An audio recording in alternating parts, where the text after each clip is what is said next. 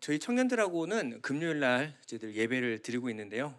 금요 예배 끝나고 하루는 우리 베이스 치는 잘생긴 정혜영 형제가 와서 질문을 했습니다. 우리가 부활하게 됐을 때 어떠한 몸을 입게 될까요? 라는 질문을 했습니다. 이게 쉬운 대답이 아니었어요. 그래서 준비한 후에 한번 가르쳐야 되겠다라는 생각을 했는데, 뭐 요한복음 강해를 제가 계속 하고 있다 보니까 이 본문이 나와야 저희들이 또 강해를 하지 않겠습니까? 그래서 이 부활하신 예수님이 나타날 이 본문을 만날 때까지 좀 기다렸습니다. 그리고 본문을 준비했는데요. 쉽지가 않습니다.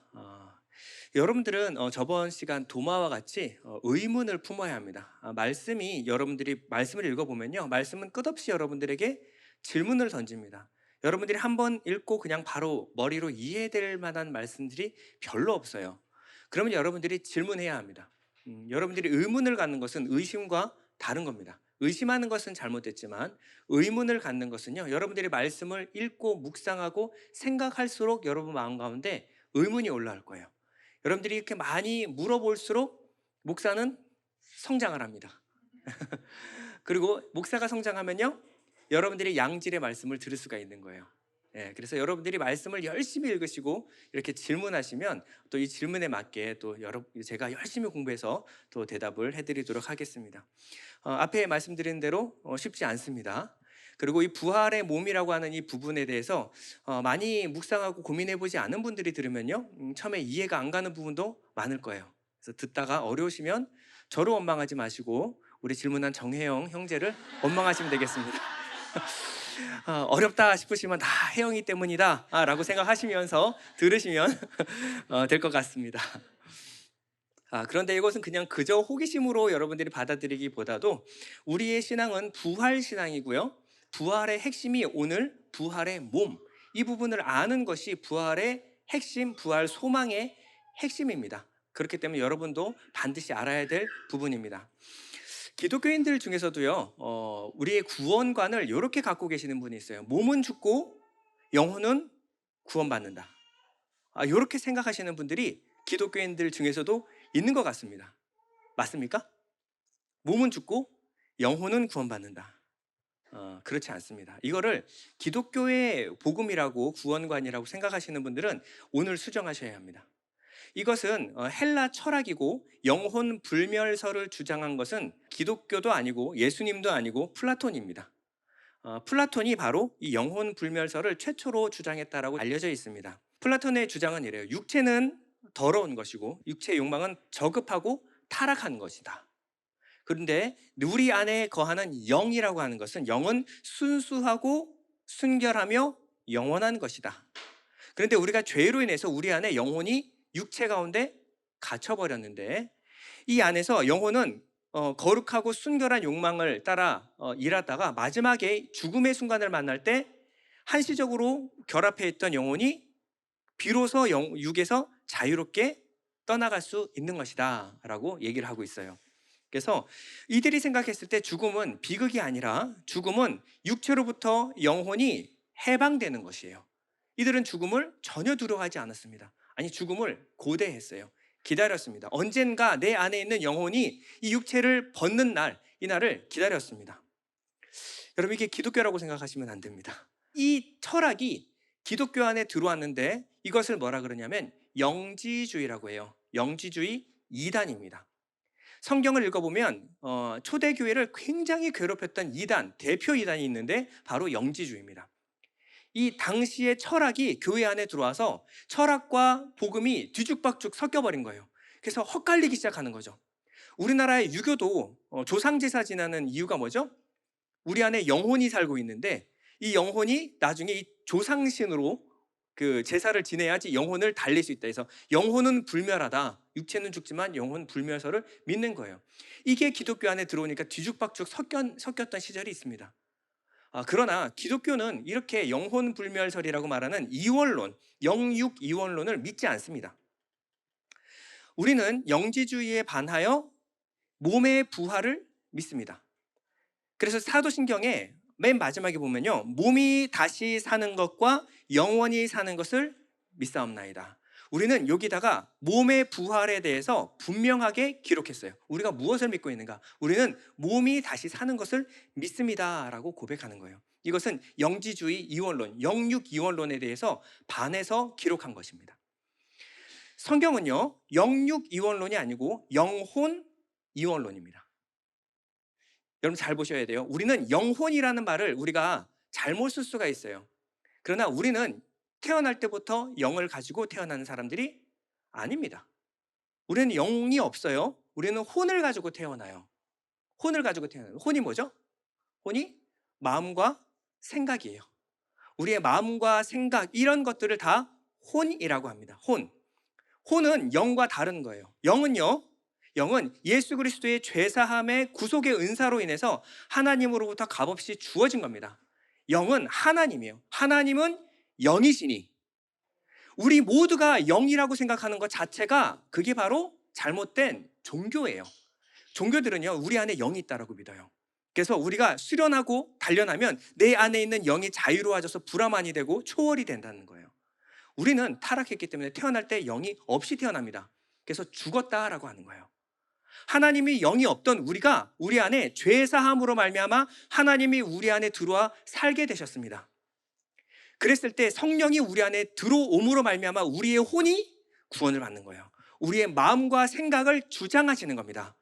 그래서 우리를 믿게 하시고 온전한 구원받는 믿음에 이르게 하시는 분이 바로 성령 하나님이신 거예요. 우리 안에 영이 있는데 그 영이 성령께서 들어와서 같이 사시는 게 아니라 우리는 혼을 가지고 태어나요. 근데 이 혼이 성령을 받았을 때 올바로 생각하고 올바로 믿고 올바른 것을 소망하게 됩니다. 이것이 바로 영을 받아야 일어나는 일들이에요. 그런데 이 성령이 오시면요, 이 땅 가운데 우리의 혼만 구원하시는 것이 아니라 우리의 육도 구원하십니다. 자, 로마서 8장 11절인데요. 예수를 죽은 자 가운데서 살리신 이의 영, 성령이죠. 성령이 너희 안에 거하시면 그리스도 예수를 죽은 자 가운데서 살리신 이가 너희 안에 거하시는 그의 영, 성령이죠. 성령으로 말미암아 무엇을? 너희 죽을 몸도 살리시리라. 자, 이게 성경의 진술입니다. 여기까지는 이해 가시죠? 이게 기초입니다. 자, 그러면 우리의 몸이 다시 사는 것을 우리는 믿습니다. 믿으십니까? 자, 그러면 우리는 어떠한 몸으로 다시 살아나게 될까요? 우리는 어떤 몸으로 다시 살아나게 될까요? 죽었을 때 그 모습으로 살아날까요? 70세? 한 80세? 90세? 아니죠. 그러면 우리가 살면서 가장 아름다웠던 예뻤던 때로 돌아간다. 이런 얘기 들어보신 적 있으시죠? 네, 들어보신 적 있으시죠? 그럼 여러분 언제가 가장 예뻤어요? 몇 살 때가 가장 예뻤죠? 보통 21살에서 25살? 이때인가요? 저는 손해입니다. 제 21살 때 사진 보시면요, 지금 모습보다 더 늙었어요. 저는 지금이 차라리 나요. 사람마다 좀 다르거든요. 근데 몇 살 때로 돌아갈까요? 이런 질문도 있어요. 성형수술을 했는데 성형수술했는데 부활하면 성형 전으로 돌아갈까요? 성형 후로 돌아갈까요? 지금 비싸게 준 쌍꺼풀 수술 풀릴까요? 안 풀릴까요? 중요한 문제죠. 이거 풀리면 남편이나 못 알아보는데요. 이런 분도 계세요. 우리는 성형 전으로 갈까요? 성형 후로 갈까요? 우리가 부활을 오해한 데서 오는 이 오해입니다. 부활과 소생을 우리가 착각할 수가 있어요.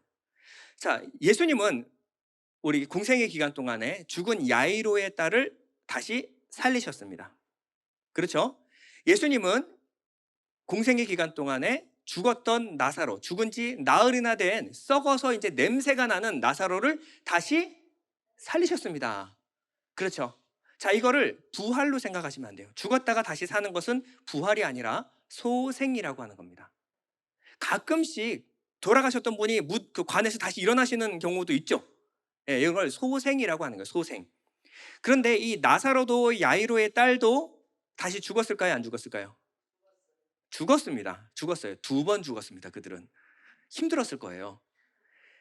여러분, 육신으로 죽고 육신으로 사는 것은 부활 아닙니다. 예수님은 죽으셨죠. 육신을 입고 죽으셨지만 부활할 때는 신령한 몸으로 다시 살아나셨습니다. 예수님은 다시 죽지 않는 신령한 몸으로 다시 살아나신 거예요. 이것을 우리가 부활이라고 말합니다. 그럼 역사 가운데 부활은요? 단 한 번 일어났어요. 예수 그리스도로 말미암은 부활, 단 한 번만 일어났습니다. 그래서 예수님이 부활의 첫 열매이신 거예요. 그러면 우리는 죽을 때 육신을 입고 죽지만 우리가 다시 부활할 때는 신령한 몸을 입고 다시 살아날 겁니다. 이 몸일까요? 아니라는 거예요. 고린도전서 15장 42절인데요. 죽은 자의 부활도 그와 같으니 썩을 것으로 심고 썩지 아니할 것으로 다시 살아나며, 이게 부활이에요. 욕된 것으로 심고 영광스러운 것으로 다시 살아나며, 약한 것으로 심고 강한 것으로 다시 살아나며, 육의 몸으로 심고 신령한 몸으로 다시 살아나느니 육의 몸이 있은즉 또 영의 몸도 있느니라. 자, 그러면 여러분들은 소생과 부활을 구별할 수 있어야 합니다. 자, 우리는 다시 살아나는데 이 몸을 입고 다시 살아나는 게 아니에요. 자, 그러면 이런 고민이 있으신 분도 있어요. 죽으면 우리가 몸을 화장해도 될까요? 안 될까요? 되죠. 우리가 이 몸을 입고 살아난다면 화장하면 안 되죠. 매장해야 된다는 분도 간혹 계셨었어요. 전혀 상관없습니다. 여러분, 초대교회 때 믿음을 지키다가 화형당해 죽은 우리 선배들이 얼마나 많은지 아십니까? 그들은 밤에 등불이 돼서 타 죽었습니다. 기름에 튀겨도 죽었어요. 그렇죠? 그분들 나중에 다시 부활할 때 신령한 몸으로, 아름다운 몸으로 다시 살아날 겁니다. 그러니 여러분들 화장해도 아무런 문제 없습니다. 고린도전서 15장 51절 보겠습니다. 보라, 내가 너에게 비밀을 말하노니 우리가 다 잠잘 것이 아니요 마지막 나팔에 순식간에 호련히 다 변화되리니, 나팔 소리가 나매 죽은 자들이 썩지 아니할 것으로 다시 살아나고 우리도 다 변화되리라. 우리는 변화된 몸을 입고 다시 부활하게 될 것입니다. 자, 그럼 이 변화된 몸, 부활의 몸, 아직까지 의문이 안 풀렸죠. 이 몸이 어떤 몸일까요? 어떤 몸일까요? 이 몸에 대해서 구체적으로 정확하게 보여주는 구절이 하나 있는데 바로 빌립보서 3장 21절입니다. 다 같이 읽어보겠습니다. 시작.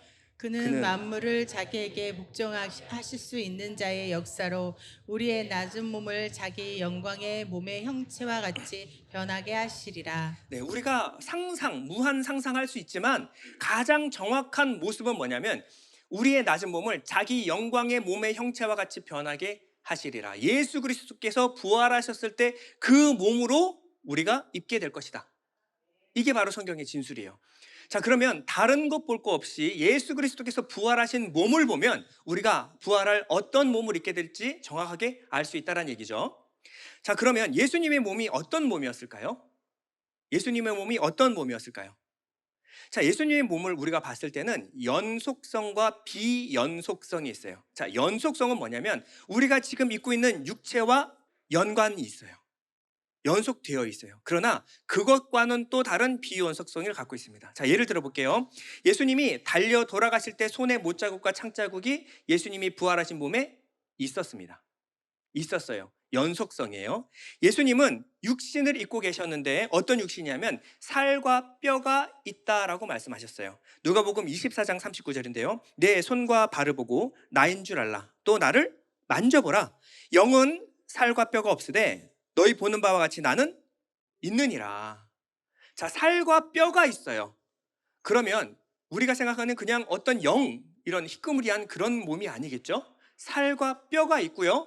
그리고 생선 토막을 드실 수가 있는 몸이었습니다. 이건 확실한 육체죠. 그리고 살아 생전에 있었던 때와 연결되어서 그리고 못자국과 창자국이 있었다는 얘기예요. 근데 한편으로는 우리가 지금 살아가고 있는 이 육체와는 비교할 수 없는 차원의 몸임을 또 보여주고 있습니다. 하늘의 차원이에요. 자, 뭐냐면 문이 잠겨 있었는데도 불구하고 예수님은 문을 열고 들어오신 것이 아니라 문을 통과해서 들어오십니다. 그리고 여기저기의 시간과 공간을 초월해서 나타나셨어요. 우리의 육체는 한계 아래 있죠. 그래서 아무리 육체가 굉장히 빨리 움직인다 할지라도 빛의 속도 이상으로 움직일 수 없다, 이런 한계가 있어요. 근데 예수님은 이 빛, 물질, 이런 물질 세계에 갇혀 계신 것이 아니라 이 육체는 시간과 공간을 초월해 계신 몸이었어요. 그래서 어떤 분들은 예수님이 승천하는 속도를 계산해서 예수님이 지금쯤 어디까지 가셨다, 이렇게 계산하시는 분 있어요. 그래서 빛의 속도, 육체를 살과 뼈가 있으니까 빛의 속도를 능가할 수 없으니까 2000년 동안 갔으면 어디쯤 지금 예수님이 도달해 있을 것이다. 그러나 예수님의 몸은 그런 물질의 세계에 갇혀 있는 분이 아니라 시공간을 초월할 수 있는 몸이었습니다. 본문 19절에서 20절 보면요, 이날 곧 안식 후 첫날 저녁 때에 제자들의 유대인들을 두려워하여 모인 곳의 문들을 닫았더니 예수께서 오사 가운데 서서 이르시되 너에게 평강이 있을지어다. 이 말씀을 하시고 손과 옆구리를 보이시니 제자들이 주를 보고 기뻐하더라. 자, 여기는 그래서 연속성과 비연속성이 다 나타나 있습니다. 우리가 이 연속, 비연속 이런 걸 알려면 차원에 관한 이야기를 하지 않을 수가 없습니다. 자, 차원 여러분 다 이해할 수 있어요? 자, 점은 0차원이라 그래요. 점은 0차원. 점은 한없이 쪼개도 아무리 작게 쪼개도 더 쪼갤 수가 있어요. 옛날에는 원자였는데 전자핵, 핵을 쪼갰더니 쿼크, 그래서 굉장히 밑에까지 쪼갰어요. 그러니까 점은 아무리 작아도 그 점에 얼만큼 더 작아질 수 없어요. 그래서 이것을 그냥 0차원. 근데 점들이 모이면 선이 됩니다. 선. 선은 1차원이에요. 선은 1차원.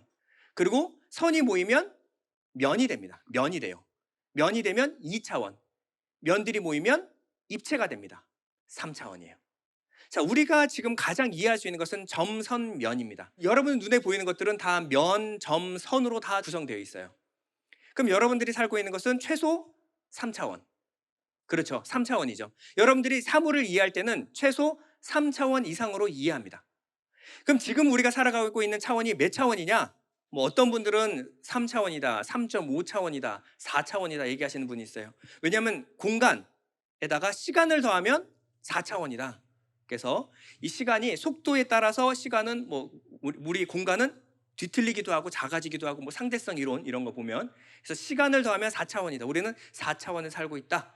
아, 시간을 제어할 수 없으니까 3.5차원이다. 이런 얘기를 해요. 자, 무슨 말이냐면요. 위의 상위 차원은요. 아래 차원을 포함합니다. 자, 예를 들어 볼게요. 개미가 있습니다. 개미는 몇 차원에 살고 있냐면 1차원에 살고 있어요. 개미는 직선밖에 운동을 하지 못해요. 개미가 이해하는 것은 직선밖에 일을 못해요. 그런데 개미 앞에 거미가 나타납니다. 자, 거미집 지을 때는 평면으로 찍죠. 면이죠, 면. 예. 거미는 원운동을 해요. 원운동을. 원운동을 하는 거미에게 개미는 굉장히 저급해 보입니다. 아무리 개미가 이해를 하려고 하더라도 거미의 움직임을 이해할 수 없어요. 거미가 볼 때는 아이고 불쌍한 중생들 이렇게 생각할 수 있어요. 근데 거미 앞에 뭐가 나타나냐면 파리가 나타났어요. 파리. 거미는 기껏해야 원운동인데 파리는 위아래 자유롭게 날아다니죠. 파리를 포착할 수 있을까요? 없을까요? 그냥 거미집 지어놓고 걸릴 때까지 기다려야지 돼요. 그러지 않고서는 절대 잡을 수가 없습니다. 그러면 파리가 봤을 땐 에휴 저 불쌍한 중생들 이렇게 생각하겠죠. 자, 3차원에서 내려다보면 2차원이 이해가 가고 2차원에서 내려다보면 1차원이 이해가 가요. 그런데 1차원이 2차원을 이해 못합니다. 이해가시죠? 2차원에 살고 있는 사람은 3차원 이해 못해요. 우리가 3차원이냐 3.5냐 4차원이냐 상관없어요. 예수님은 최소 시공간 초월하셨어요. 그럼 예수님은 최소 4차원 이상이시겠죠. 예, 최소 4차원. 그러나 신령한 몸, 영의 몸을 입고 계신 예수님은 4차원 정도는 아닐 거예요. 그럼 최소 100차원 이상일 거예요. 하늘의 차원, 하나님의 수준입니다. 자, 그러면요, 우리가 예수님의 몸을 이해할 수 있을까요, 없을까요?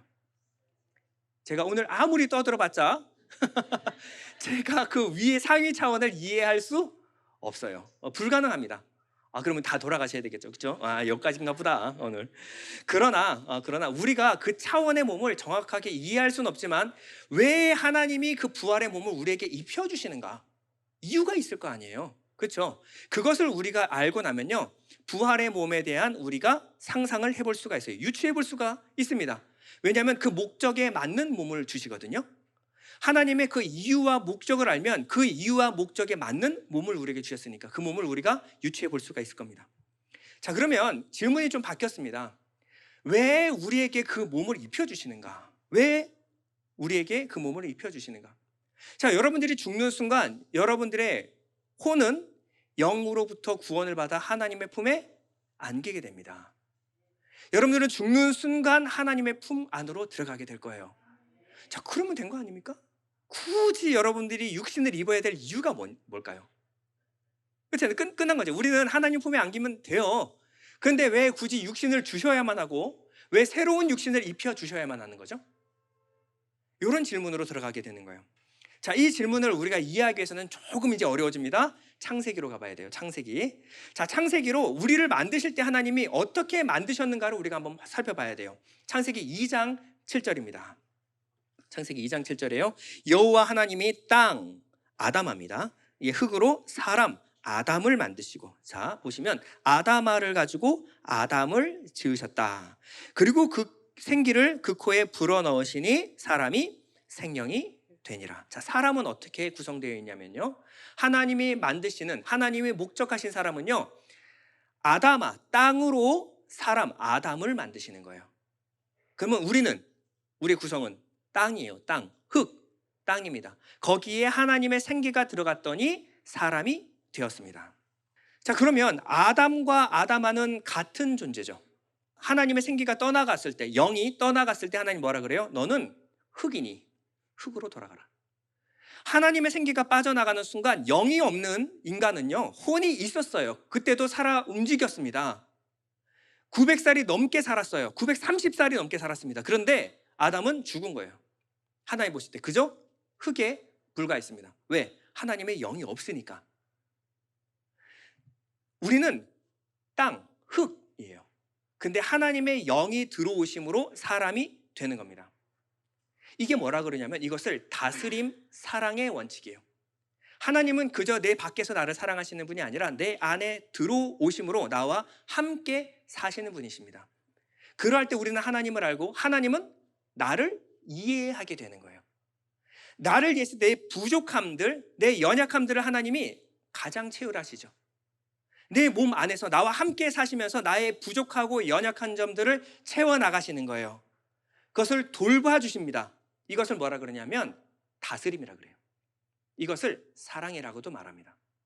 하나님 나라의 다스림은요, 굴림이 아닙니다. 함께 사시는 거예요. 그리고 우리의 모든 연약함을 하나님으로 채워가시는 것, 이것을 다스림이라고도 하고 사랑이라고도 합니다. 이게 다스림이에요. 이 다스림의 원리 그대로 인간은 피조세계에 같이 살면서 피조세계에 충만히 거하면서 피조세계를 다스리게 돼요. 어떻게 다스려요? 내가 원하면 너는 내 고기가 되거라. 그래서 소고기 잡아먹고 돼지고기 잡아먹고 내 원함대로 마음대로 써도 된다, 이런 얘기예요. 하나님의 다스림 원칙 그대로 돌보아라, 사랑해라. 그 필요를 따라서 돌보고 사랑하는 일이 우리에게 맡겨진 겁니다. 이게 바로 하나님 나라의 원칙이었어요. 창세기 1장 28절인데요. 하나님이 그들에게 복을 주시며 그들에게 이르시되 생육하고 번성하여 땅에 충만하라, 가득하게 충만하라는 거예요. 땅을 정복하라, 바다의 물고기와 하늘의 새와 땅에 움직이는 모든 생물을 다스리라. 자, 이 다스림 뭔지 아시겠죠? 충만히 거하면서 그들의 필요를 따라 돕고 그리고 돌봄으로 다스리는 겁니다. 그럴 때 모든 만물들은 우리에게 순종하게 되는 거예요. 이 피조세계와 하나가 되는 것, 운명 공동체가 되는 것을 뭐라 그러냐면 다스림이라고 하는 거예요. 자, 이 대표성의 원리인데요, 이 피조물들은 우리의 다스림을 받을 때 안전하게 되는 거였어요. 근데 우리의 그 피조물의 대표인 아담이 타락했어요. 하나님의 영이 떠나가 버렸습니다. 그러면 이 아담에게 속한 아담아, 땅과 땅에 속한 모든 짐승들은 다 함께 저주를 받게 된 거예요. 창세기 3장 17절입니다. 아담에게 이르시되 내가 내 아내의 말을 듣고 내가 내게 먹지 말라 한 나무의 열매를 먹었은즉 무엇이 저주를 받아요? 잘못은 누가 했는데? 사람이, 아담이 잘못했는데 저주는 누가 받냐면 땅은 너로 말미암아 저주를 받고 너는 내 평생에 수고하여야 그 소산을 먹으리라. 땅과 우리가 분리가 되어버립니다. 연합이 아니라 분리가 됐어요. 적이 돼요. 서로 가시 엉겅퀴를 내면서 서로가 서로를 공격하는 관계가 되어버립니다. 이게 죄의 결과라는 거예요. 결국 우리가 회복되는 것은요, 그저 우리만 회복되는 것이 아니에요.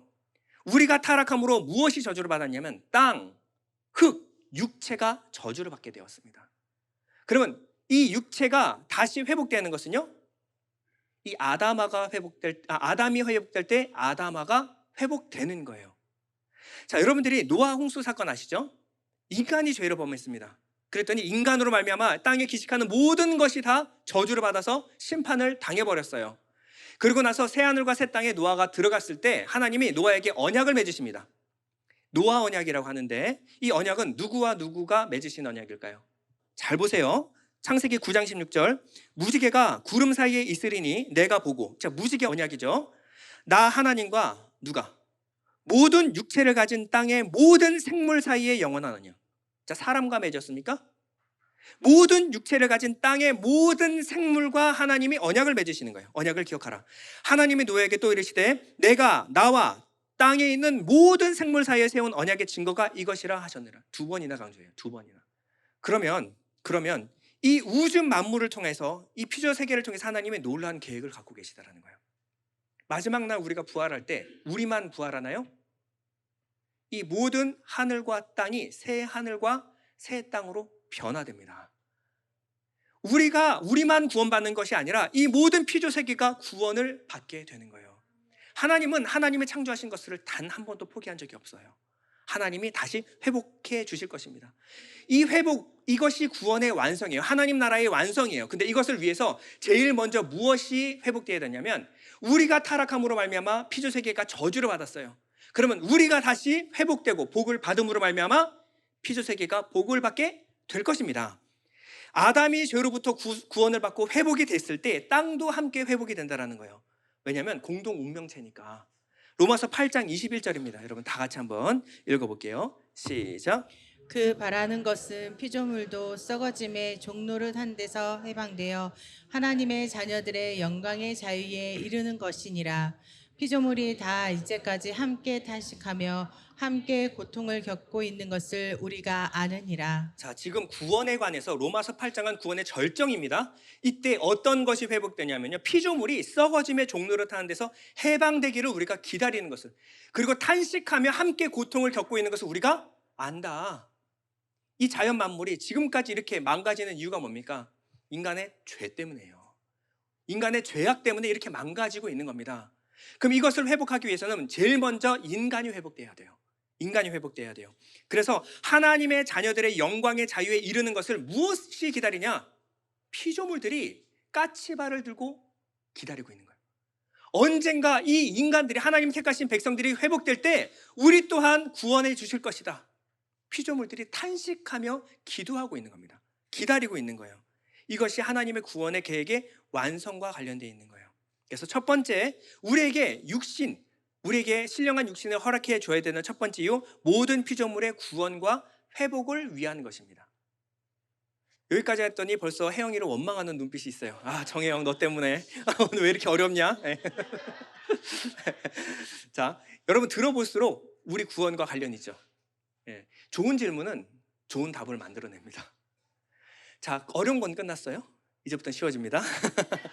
자, 두 번째, 하나님의 영광을 드러내시기 위함입니다. 우리의 몸을 새롭게 하는 것이 어떻게 하나님의 영광이 드러나는 것과 관련이 있을까요? 자, 첫 번째, 이 우리에게 주시는 육체는요, 무언가에 맞는 소망에 따른 육체예요. 자, 고린도전서 15장 35절인데요. 누가 묻기를 죽은 자들이 어떻게 다시 살아나며 어떠한 몸으로 오느냐 하리니. 누가 물어봤어요? 정혜 형제가 물어봤죠? 대답합니다. 어리석은 자여, 내가 뿌리는 씨가 죽지 않으면 다시 살아나지 못하겠고, 또 내가 뿌리는 것은 장래의 형체를 뿌리는 것이 아니요 다만 밀이나 다른 것의 알맹이뿐이로되 하나님이 그 뜻대로 그에게 형체를 주시되 각 종자에게 그 형체를 주시느니라. 자, 그러면 여기 힌트가 들어가 있습니다. 형체를 주시는 거예요. 형체를, 우리에게 육체를 주시는데 무엇을 따라 육체를 주시는가? 그 종자에게 각 종자에 맞는 그 형체를 주신다라고 했어요. 자, 이게 무슨 말일까요? 그게 무슨 말일까요? 자, 39절에서 41절까지 한번 읽어보겠습니다. 육체는 다 같은 육체가 아니니 하나는 사람의 육체요, 하나는 짐승의 육체요, 하나는 새의 육체요, 하나는 물고기의 육체라. 하늘에 속한 형체도 있고 땅에 속한 형체도 있으나 하늘에 속한 것의 영광이 따로 있고 땅에 속한 것의 영광이 따로 있으니 해의 영광이 다르고 달의 영광이 다르며 별의 영광도 다른데 별과 별의 영광도 다 다르다. 각각 종자에 따라서 육체를 주시는데 그 종자가 각각, 우리가 사람이면 사람의 육체를 주십니다. 여러분들의 혼이 사람의 혼이에요. 사람은 어떨 때 행복하죠? 사람은 잘 먹고 잘 사면 행복한가요? 그것만으로 행복하지 않습니다. 필요하지만 사람은요, 사랑을 받아야 돼요. 사람은요, 어딘가에 소속돼서 내 소속감을 느껴야지 안정감을 느낍니다. 사람은요, 심미적인 감성이 있어서 미술과 음악을 들을 때 행복을 느껴요. 사람은 아름다운, 여행을 가서 아름다운 것을 봤을 때 행복감을 느낍니다. 이게 사람이에요. 근데 사람에게 개의 유체를 줬어요. 소의 육체를 줬습니다. 사람이 푸른 초원에서 풀을 뜯어먹고 있어요. 행복합니까? 전혀 행복하지 않아요. 인간의 행복은 거기 없습니다. 소는 그러면 만사땡이에요. 너무 행복해요.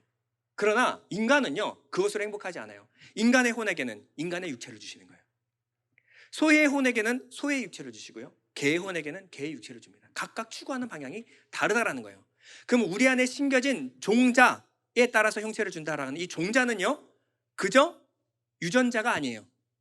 유전자 안에 심겨 있는 무언가 소망하는 바가 있는 거예요. 무언가 원하는 게 다 다릅니다. 개, 소, 돼지, 사람 다 달라요. 근데 거기에 맞는 육체를 주시지 않느냐라는 겁니다. 그러면 연속성이에요. 여러분이 이 땅에서 어떤 것을 소망하고 어떻게 살았는가에 따라서 마지막 날 하나님이 거기에 맞는 육체를 주신다라고 말하고 있는 거예요. 우리는 이 땅에 사람으로 태어납니다. 그러면 처음에는 사람이 원하는 것만 추구하면서 살아요. 눈에 보이는 것, 보암직, 먹음직, 지혜롭게 하기에 탐스러운 것들을 따먹으면서 살아요. 이게 사람이에요. 그런데 우리 안에 성령이 들어왔어요. 성령이 들어왔습니다. 그러면 성령 받기 전의 사람과 성령 받은 사람이 같은 것을 소망할까요? 우리는 똑같이 먹고 자고 있고 다 필요해요. 하지만 이 차원이 아니라 그 위의 차원의 것을 소망해요. 밑에 차원이 더러운 게 아닙니다. 잘못된 게 아니에요. 다 하셔야 돼요. 그러나 우리는 그것으로 만족하지 않아요. 내 삶에 잘 먹고 잘 입고 잘 싸고 사람들과 잘 어울리는데 마음속에 큰 허전이 있어요. 뭐죠? 하나님에 대한 그리움이 있습니다. 하나님에 대한 사랑이 있어요. 이것이 만족되기 전에는 우리는 행복하지 않습니다. 우리는 은혜가 없으면 단 하루도 살 수가 없어요. 하나님의 사랑 없이는 단 한순간도 만족하지 않습니다. 이게 뭐냐면 영이 우리 안에 들어오는 사람이에요. 이 종자를 뭐라 그러냐면 새로운 피조물이다. 지금까지는 없었던 하나님이 만드신 하늘로부터 난 자, 안옷된 하늘로부터 태어난 새로운 피조물이다. 이 새로운 피조물에게 똑같은 육체를 입혔으니 우리는 얼마나 속으로 탄식하며 기다릴까요? 하나님, 이것으로는 하나님의 영광을 누릴 수가 없습니다. 이것으로는 만족할 수 없습니다. 나는 하나님을 보기 전까지, 하나님을 만나기 전까지, 하나님을 온 몸으로 경험하기 전까지는 난 만족할 수 없습니다. 그때 그에게 하나님이 마지막 날 무엇을 줄까요? 하나님과 관계할 수 있는 신령한 몸을 주십니다. 여러분들이 어떠한 몸을 입게 될 것인가 지금 알 수 있어요. 여러분 안에 이러한 하늘에 대한 소망이 있는가? 그러면 이 하늘에 대한 소망을 우리가 누릴 수 있는 육체를 주신다는 거예요. 로마서 8장 23절인데요. 그뿐 아니라 또한 우리 곧 성령의 처음 익은 열매를 받은 우리. 자, 우리가 그냥 우리가 아니에요. 뭐예요? 성령의 처음 익은 열매를 받은 우리. 이게 종자예요. 이 종자. 이 씨가 심겨진 우리까지도 속으로 탄식하며 양자 될 것, 곧 우리 몸의 속량을 기다리느니라. 우리가 완전히 하나님의 아들로서 영광을 누리는 것은 무엇과 연관이 있냐면 우리 몸이 새로운 신령한 몸을 입을 때까지 몸의 속량을 기다리느니라. 우리가 소망으로 구원을 얻었음에 보이는 소망이 아니니 보는 것을 누가 바라리요? 만일 우리가 보지 못하는 것을 바라면 참음으로 기다릴지니라. 자, 이 참음으로 기다리는 것은 무엇에 관한 거예요? 문맥으로 보면 몸의 속량이에요. 몸의 속량. 그럼 우리는 세상 사람들이 사랑하는 눈에 보이는 것, 이게 아니라 눈에 보이지 않는 하나님, 하늘의 것을 소망한다는 거예요. 여기서 무엇이 터져나오냐? 탄식이 터져나옵니다. 하나님, 언젠가 새 육체를 입혀주시는 날 하나님의 영광스러운, 하나님의 영원한 것들을 내가 보고 듣고 깨달을 수 있는 그 육체를 내게 허락해 주십시오. 지금의 우리의 가장 높은 열망은 무엇입니까? 하늘의 것들이에요. 가장 높은, 가장 고상한 우리의 열망을 충족시켜주기 위해서는요, 이 육체로는 안 됩니다. 이 육체는 하나님을 감당할 수 없어요.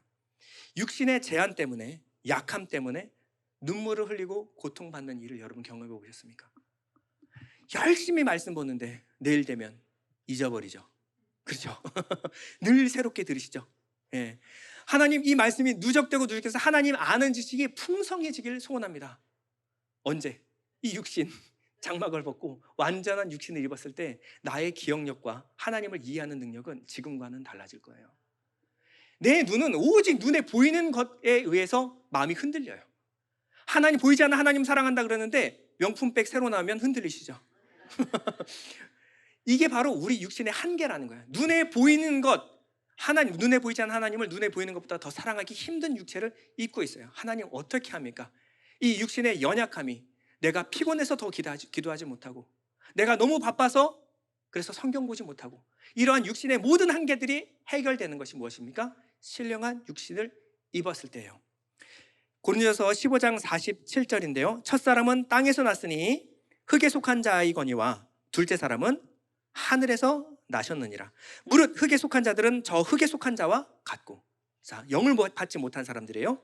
무릇 하늘에 속한 자들은 저 하늘에 속한 이와 같으니 뭐가 같을까요? 바라고 소망하는 바가 같아요.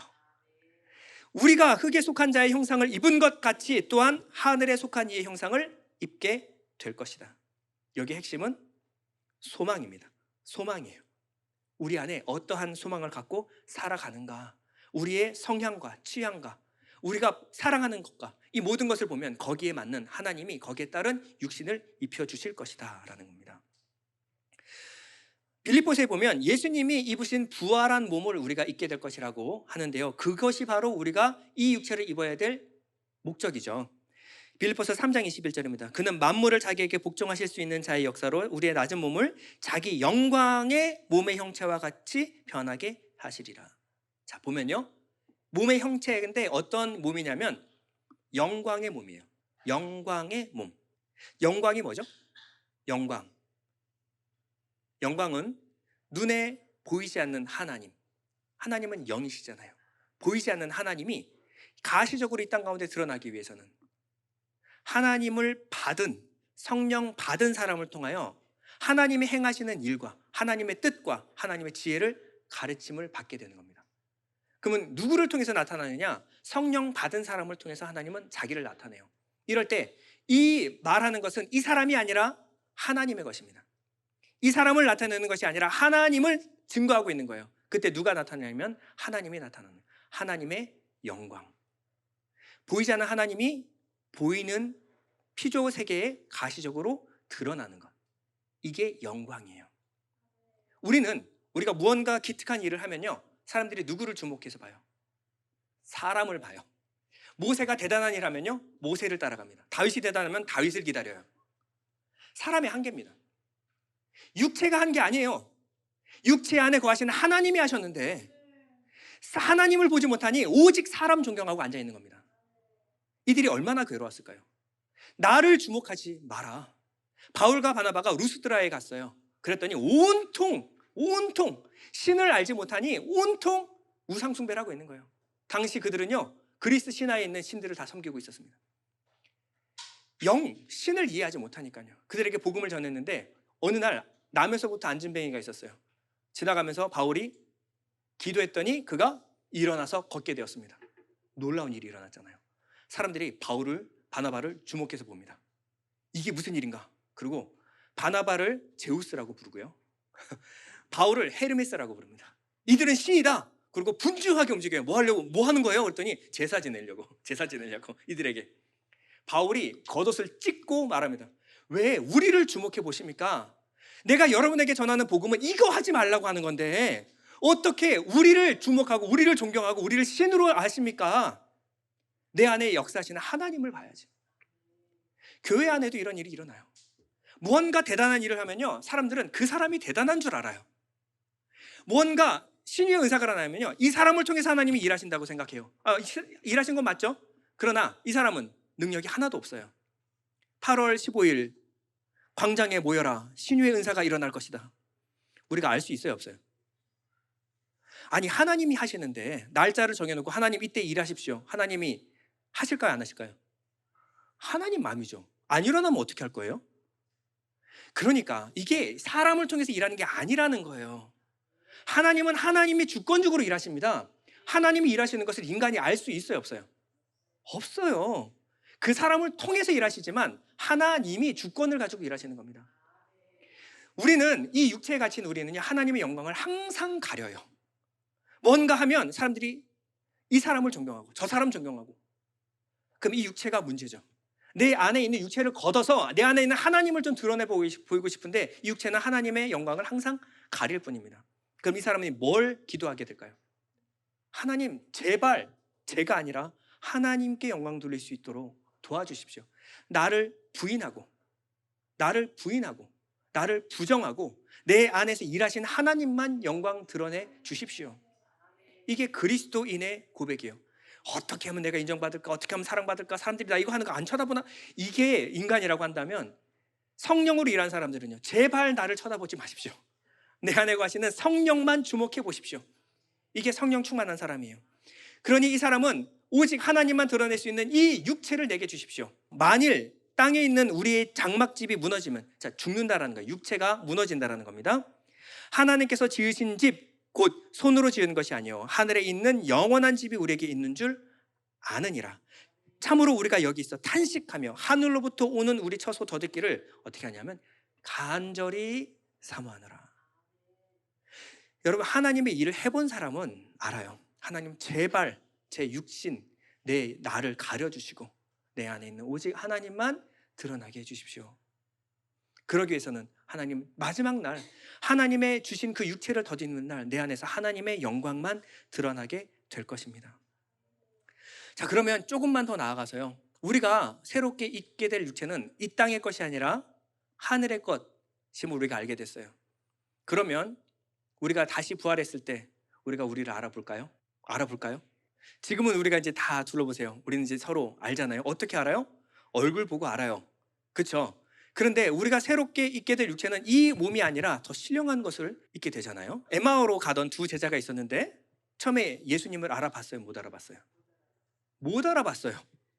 예수님의 말씀을 풀어주실 때에 예수님인 줄 깨달았습니다.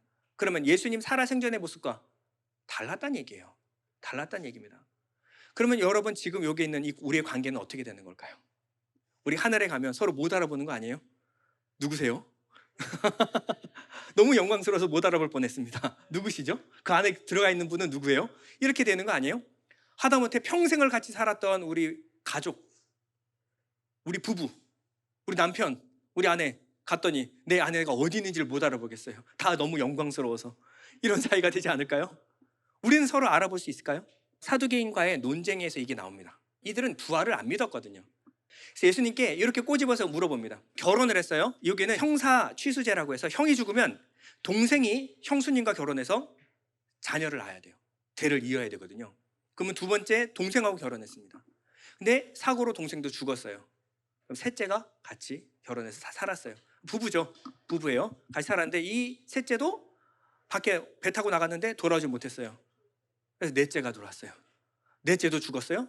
다섯째가 죽었어요. 다섯째 죽었어요. 여섯째, 일곱째마저 죽었어요. 그러면 이 아내는 마지막에 부활하게 되면 누구의 아내입니까? 제일 처음 결혼했으니까 제일 첫 형수님이죠. 이런 거예요?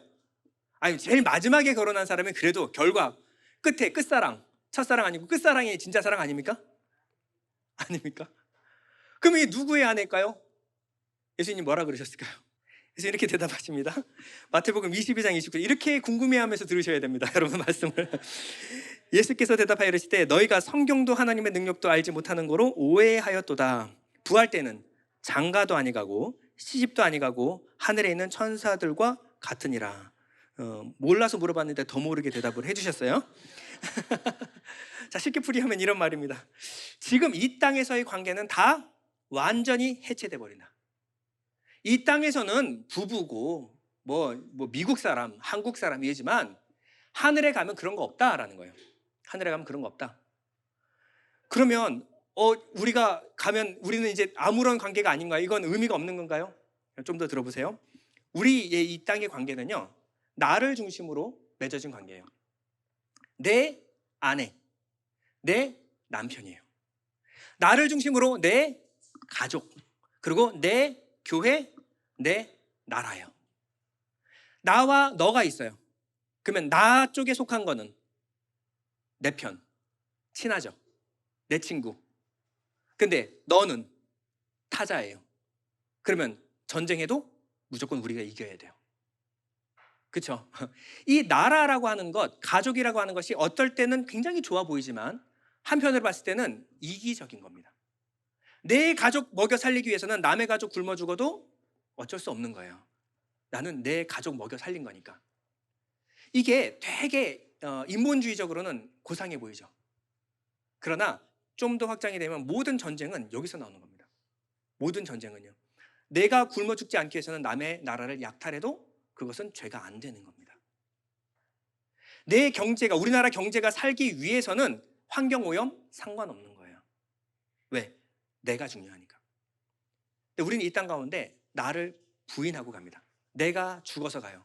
그럼 그날에는 나가 있어요, 없어요? 나가 없습니다.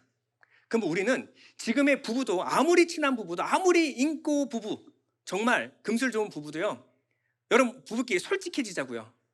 내 행복이 내 아내의 행복입니까? 내가 불행할수록 아내는 행복해지죠. 내가 더 헌신할수록, 내 행복을 포기할수록 가족은 행복해집니다. 내가 이 시간, 이 돈 나를 위해서 쓰고 싶어요. 골프채 바꾸고 싶어. 자동차 바꾸고 싶어요. 근데 이 돈을 가족을 위해서 사용하면 가족이 행복해져요. 그렇죠? 그래서 내가 불행해질수록 가족은 행복해집니다. 항상 이거예요. 나와 너의 관계예요. 나와 너의 관계. 그러다가 내가 이렇게 사랑했는데 이 사람이 나를 사랑하지 않으면요, 그러면 이혼이에요. 이혼하면 그래도 내가 사랑했던 사람인데 계속 만나고 친구로 지낼 수 있나요, 없나요? 사랑할수록 원수가 됩니다. 사랑할수록 원수가 돼요. 이 땅의 관계는요, 그렇게 고상해 보여도 거기까지예요. 예, 하나님은 그렇게 안 묶어주시면 우리는 그래도 그렇게라도 사랑하지 않아요. 오직 나 위주니까 그렇게라도 사랑을 가르쳐 주기 위해서 이 관계를 만들어 놓으신 거예요.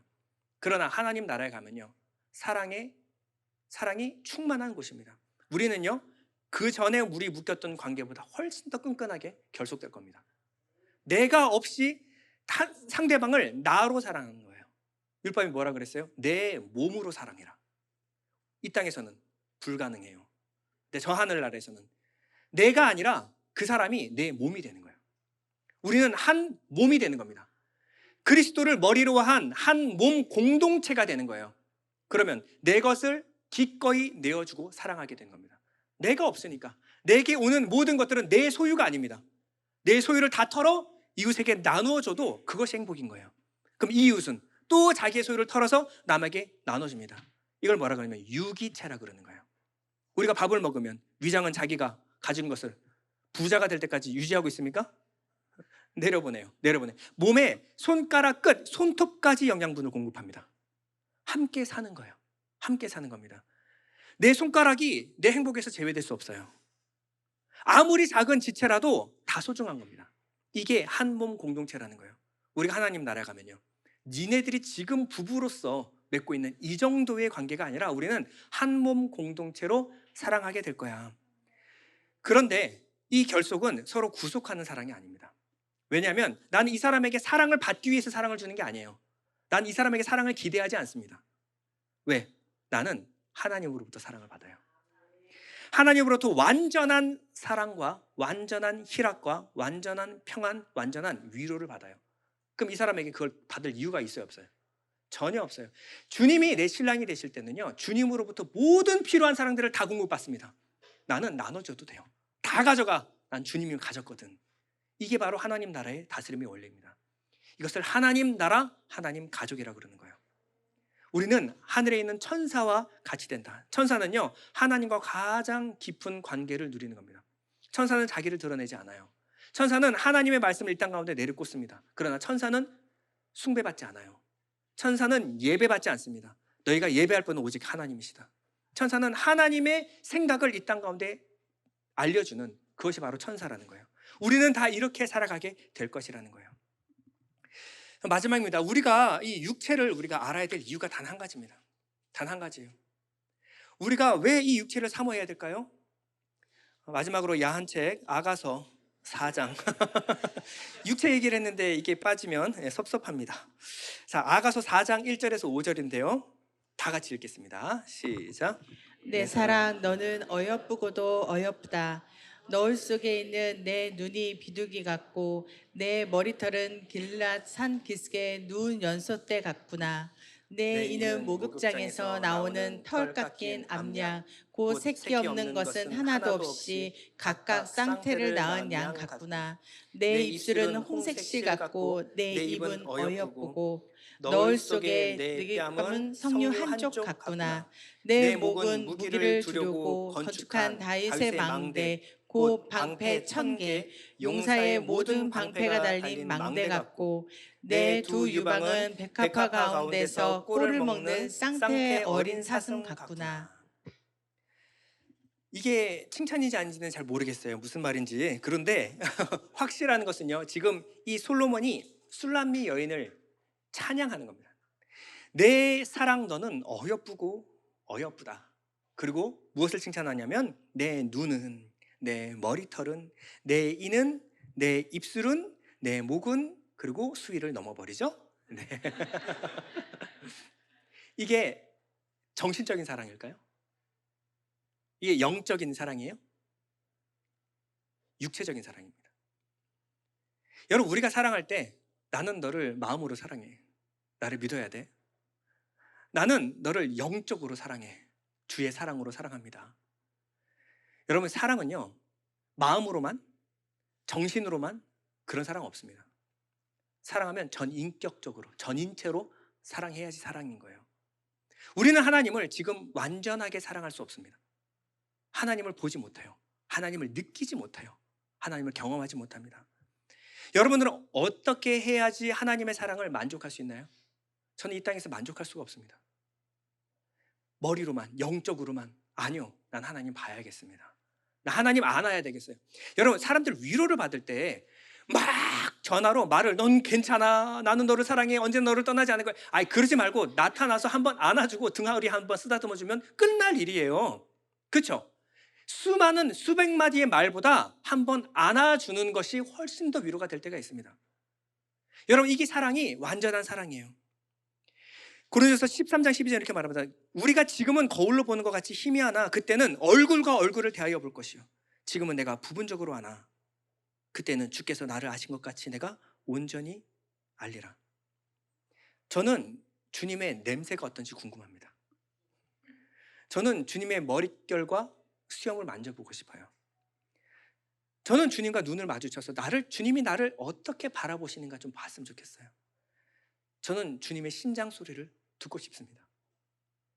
여러분, 진짜 사랑하면요, 여기까지 가게 돼요. 저는 그리스도인들이 무엇을 바라는가가 궁금합니다. 정말 하나님일까? 그리스도인들이 천국을 그릴 때 그들은 화려한 금은 보석, 넓은 집, 그리고 이 땅에서 하는 것에 대한 보상, 상급을 기대하는 것 같아요. 진짜 그들이 하나님을 그리워하는 것일까? 진짜 하나님을 사랑할까? 저는 그런 거 다 필요 없고요. 하나님만 있으면 괜찮습니다. 내가 사망의 음침한 골짜기를 내가 다녀도, 거기가 천국이 아니라 사망의 음침한 골짜기를 다닐지라도 나는 해를 두려워하지 않는 것은 주의 지팡이와 막대기가 나와 함께 하시면, 주님이 내 목자면 아무런 두려움도 없습니다. 그게 어드벤처고 그게 신나는 일이죠. 스릴 넘치는 일 아닙니까? 내 하나님 같이 가시는데 사망의 음침한 골짜기를 지날 때 뭐가 두렵습니까? 신날 것 같아요. 신날 것 같아요. 우리 주님 손잡고 한번 지나가 보는 거예요. 여러분, 천국은 우리를 안전하게 해주는 궁궐 필요 없습니다. 하나님 계시면 되는 거예요. 여러분, 천국은요, 하나님과 내가 하나 되는 것입니다. 천국은 하나님의 영광을 내 눈으로 직접 보는 거예요. 천국은요, 그분의 영광, 그분의 은혜, 아름다움과 지혜, 그 거룩함을 내가 직접 보는 것입니다. 여러분, 천국이 어떤 곳이었으면 좋겠어요? 저는 그 천국의 하나님의 영광을 감당해낼 수 있는 육체를 기대합니다. 저는 하나님을 직접 볼 수 있는 눈을 기대해요. 저는 하나님의 품에 안길 수 있는 살결을 필요로 합니다. 주님 심장 소리를 들을 수 있는 귀가 있었으면 좋겠어요. 주님의 표정을 보고 주님을 만지고 주님이 내 눈에서 모든 눈물 닦아주시고 고생했다, 수고했다, 사랑하고 충성된 종아, 이제는 안심해. 너와 나는 이제 헤어질 일 없어. 이렇게 한번 안아주시면 다 끝납니다. 다 끝나요. 다 필요 없어요. 그 위에 뭐가 필요하겠습니까? 여러분, 우리가 부활을 소망해야 되는 이유는 바로 이겁니다. 내 사랑하는 주님, 그 사랑하는 주님이 입은 부활의 육체를 우리가 입어야 될 이유는 단 하나예요. 내가 주님과 함께 살기 위해서, 주님과 사랑하기 위해서는 주님이 입으신 육체를 내가 입어야 합니다. 주님이 느끼시는 것을 내가 느끼고 주님이 보시는 것을 내가 봤으면 좋겠습니다. 주님이 내 손 잡고요, 회복된 시냇가를 거니실 거예요. 회복된 하나님 나라와 회복된 하늘, 회복된 땅, 우리는 상상할 수 없는 아름다운 땅을 밟게 될 겁니다. 그러나 주님이 내 손 잡아주시면요, 어디나 천국입니다. 여러분, 부활의 육체를 소망하십니까? 우리 잠시 눈을 감겠습니다. 감을 때, 하나님, 내가 마지막 날 그 부활을 소망합니다. 이 땅 가운데서 하나님을 희미하게 밖에 볼 수 없지만 그때는 얼굴과 얼굴을 대하여 보기를 소망합니다. 내가 지금은 부분적으로 알지만 그때는 주님이 나를 아시는 것 같이 내가 주님을 온전히 알기 원합니다. 주님 보고 싶습니다. 주님 만나고 싶습니다. 주님 만지고 싶습니다. 주님 안아주십시오. 주님, 이 육체를 가지기 전까지 하나님, 우리가 소망하고 소망하며 살아가게 하여 주옵소서. 우리 잠시 기도하겠습니다.